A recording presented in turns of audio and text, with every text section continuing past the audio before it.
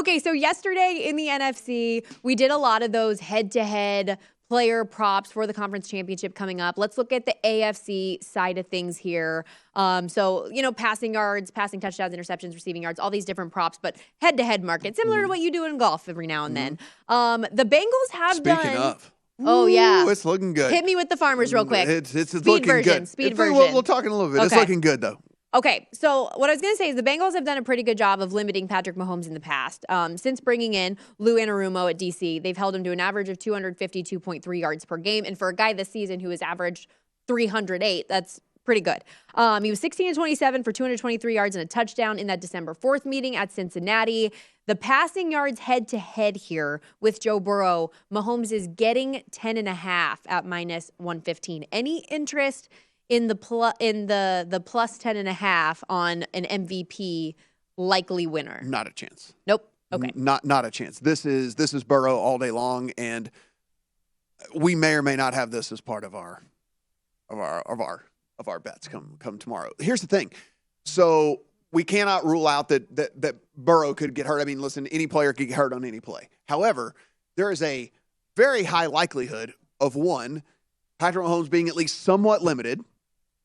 Two, there's a much higher chance of re-injury because there is already a fresh injury there. So, I mean, like, even if it's a scenario where, even like last week, right, where he has to leave and he misses a couple of series, like, that makes this bet so incredibly plus EV on Burrow. Like, so you're looking at something like this where it's only 10 yards. By the way, according to kind of how my just initial little run here at numbers, and I have Burrow about 274, and I have Mahomes at like 266. So, I mean, again, not like I only have it at 8 yards. So you love the under on Mahomes yards in general this week, yes, then? Yeah. So, like, I have it only 8 yards away. So, I mean, but this is me running this off of strictly nothing more than I'm assuming both guys are going the whole time and in the game state that I believe that the game is going to play at.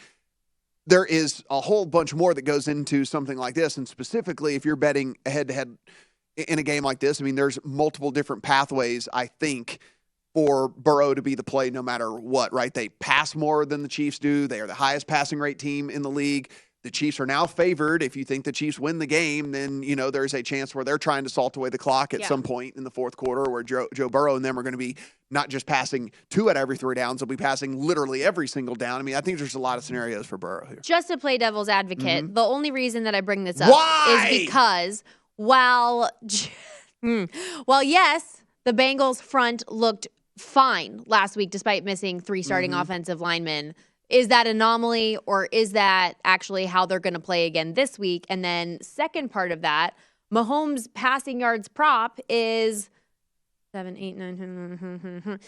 yards higher on the over-under for this game than Burrow's. So you're getting like plus 17 basically in that. You are the devil. I'm just throwing it out there. I'm just asking the argument. Yeah, I don't know. I'm just making the argument. Listen, I mean, I get it. It's just, for me, I think that there's multiple different pathways for Who's going to throw more passing touchdowns? Who's going to throw more picks?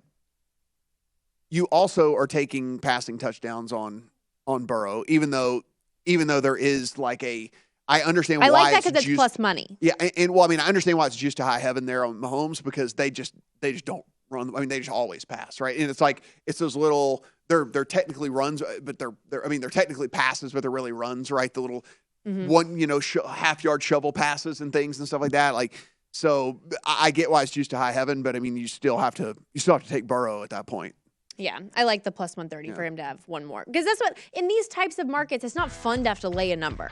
Like you're not at 175. No, if it's over 130, I'm probably not doing it. That's just the way I feel on these fun markets. Well, let's look at the receiving yards because listen, we talked about that there are, some prime receivers in this game for sure. And, this one is fairly interesting to me because you look at Juju Smith-Schuster, who is a 38.5-yard underdog to Jamar Chase. So if we take a look at Jamar Chase's numbers and Juju Smith-Schuster's numbers. So Juju Smith-Schuster's receiving prop is set anywhere from 45.5 all the way up to 48.5. So let's call it the prevailing number. It seems to be 48.5, though there are a couple that are in there between. And then you go and you find Jamar Chase, in which his obviously is much, much higher. He's sitting at 84.5. It's kind of the prevailing total there for him. So we're getting a spread of, we're getting the 38.5 is much more than what we're sitting at from an actual number perspective here, line perspective. But again, Juju Smith-Schuster can be a complete dud in this game, right? I mean, like, that's the other thing. Like, Jamar Chase is not going to be a dud. We know that Juju Smith-Schuster could be a complete dud, right? And that's the difference in these two guys. Like, Jamar Chase is getting an incredible target share. He is getting looked at in the red zone. He is getting looked at on 3rd and 4th down. Like, he is the dude that he is the man. We know that Juju is not the man. So we could look up, and Jamar Chase could have a subpar day even and still cover this 38.5 yards because Juju, again, could just be a guy out there. I know the number is significantly higher, minus 60.5 in the head-to-head with MVS. Any thoughts there? Is that stay away? MVS is like full on, like, has like donut potential. Like, I mean, he could go for 0. Yeah, just like a certain tight end last week. Yeah, like MVS could sure like literally go for 0. So that's basically just betting that Jamar Chase goes like over 60 yards. yeah. I mean, you're almost just betting Jamar Chase to get 61 receiving yards. What about this Travis Kelce, Hayden Hurst one? Kelce laying 41.5, and Hurst creeping up on the injury report today. I guess dealing with a calf over the last 24 hours. I was going to say, like, I would hammer that now before we get that Hayden Hurst is going to be kind of like playing injured out there.